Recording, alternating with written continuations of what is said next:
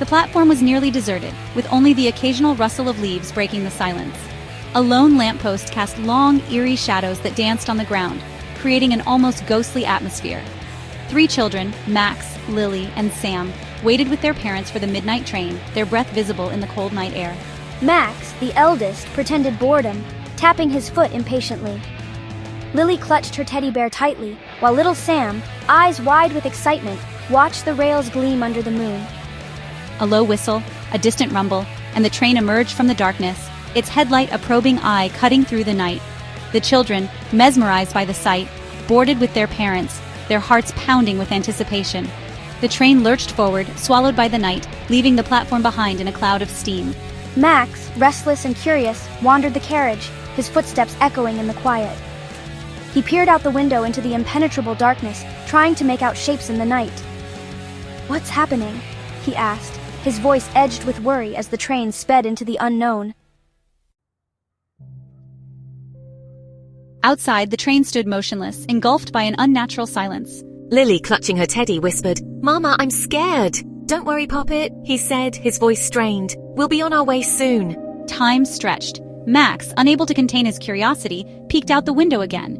They were in the heart of a dense forest, the trees pressing close to the train, their branches like skeletal fingers reaching out. He saw flickering lights in the distance, deep within the woods. He could feel eyes watching him from the forest, unseen in the darkness. The carriage lights flickered, plunging the train into darkness. Panicked whispers erupted from the other passengers. Then, as abruptly as it began, the darkness lifted. But something was different. The carriage, once bustling with passengers, was now eerily empty. "Mom, Dad!" Max called out, his voice trembling. Silence. Lily and Sam clung to him, their eyes wide with fear. They were alone on the train. Days blurred into nights, the forest a silent witness to the passage of time. The train remained stuck, the forest pressing close, watching, waiting. It was as if the trees themselves held secrets, whispering tales of the past. The children, their initial fear giving way to a grim determination, explored the train. Each creak of the floorboards and rustle of leaves outside heightened their sense of adventure. "Look, Mom, there's a library here, can you believe it?" They found a dusty library, its shelves stacked with leather-bound books. The air was thick with the scent of old paper and forgotten stories. Ethan, drawn to a book with a faded cover, pulled it off the shelf.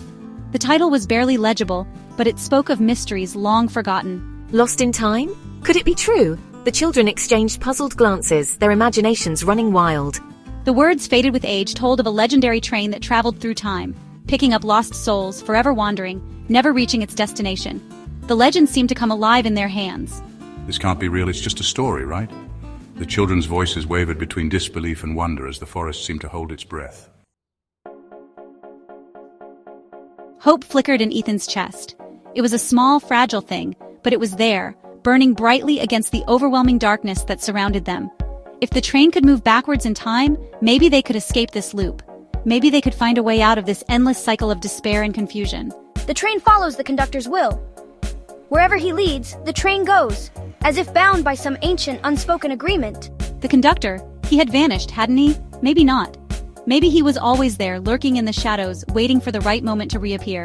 Maybe he was the key to their escape. The children exchanged hopeful glances, a silent understanding passing between them.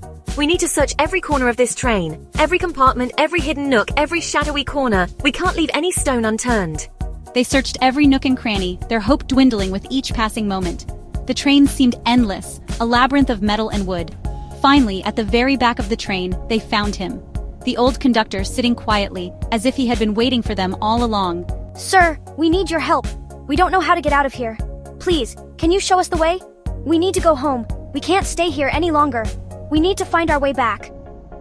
The old conductor looked up, his eyes filled with a deep sadness. He seemed to carry the weight of countless journeys, countless lost souls.